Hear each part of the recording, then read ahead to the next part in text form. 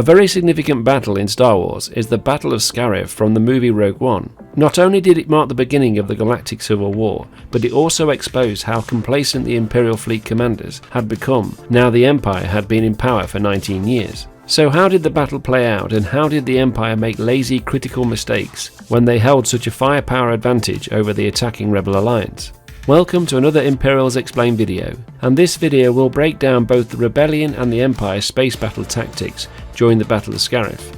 Prior to the arrival of the Rebel Alliance fleet, the small Imperial fleet were having a quiet day. However, Director Krennic had recently arrived, and so the senior Imperial officer leading the fleet, Admiral Gorin, would have acted with a little more vigilance than usual, while the important Imperial official was visiting the Vault Tower on the planet below.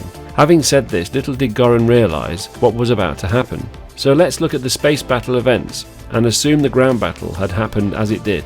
As Admiral Gorin's Imperial fleet sat leisurely in space close to the shield gate, the Rebel Alliance suddenly begins emerging from hyperspace, to the total surprise of senior officers aboard the two Star Destroyers. So here is what the two fleets were comprised of. For the Empire, Admiral Gorin was in command of two Imperial 1 class Star Destroyers, the Intimidator and the Persecutor. Both Star Destroyers were protecting the Golan space station, equipped with a shield gate and planetary shielding. The space station, as well as the Star Destroyers, held collectively around 8 to 10 TIE squadrons, so basically 96 to 120 standard TIE fighters. The Rebel Alliance fleet, led by Admiral Raddus, comprised of one MC-75 Star Cruiser, the Profundity, 3 Nebulon B escort frigates, 4 Baratuk-class gunships, 3 Sphera-class Hammerhead Corvettes, 6 CR-90 Corvettes, 12 GR-75 medium transports, 42 X-Wing starfighters from Blue Squadron and Red Squadrons, 22 Y-Wing assault starfighters from Gold Squadron, and 1 VCX-100 light freighter known as the Ghost, also seen in Star Wars Rebels.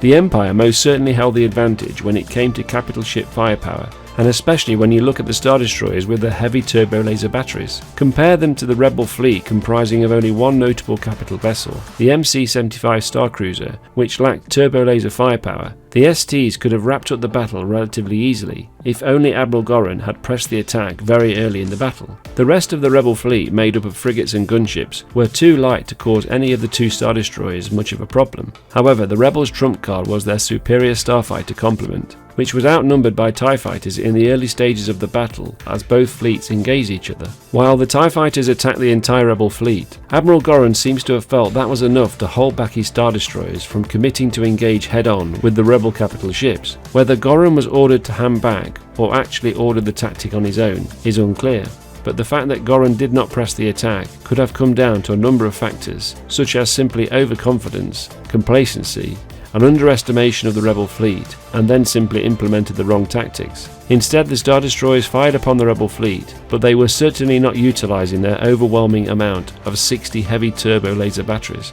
Had both SDs done so, the smaller Rebel vessels would have sustained substantial damage even before Lord Vader had arrived. Thus, Gorin would have stopped the Rebels escaping with the plans. Alas, we all know that was never going to happen, but if the Empire had used their advantage to good effect, the Battle of Yavin would have been a very different outcome. However, what actually happened was the Imperial TIE fighters were largely taken out, leaving both the Intimidator and Persecutor unprotected. And to make matters worse, the Intimidator had already been disabled by Gold Squadron's bombing run.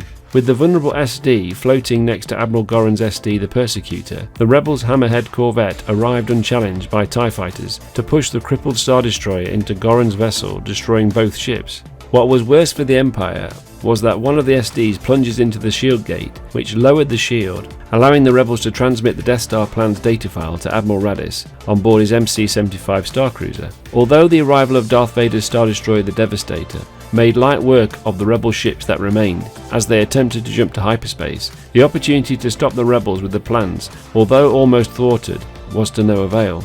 In summary, although the Rebels lost most of their fleet by the end of the battle, for the Empire the battle was a total catastrophe. The Death Star plans had been stolen, 2 Star Destroyers had been lost taking the Shieldgate station with them, and although self-inflicted by Grand Moff Tarkin, the Scarif Vault Tower was destroyed to limit any further problems arising from the battle's aftermath.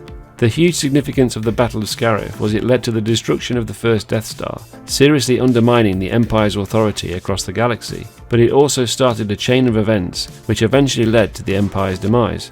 So that is my opinion on the Battle of Scarif, but what do you think? Leave a comment as to other things that made a difference to the battle on both sides. Thanks for watching, and long live the Empire.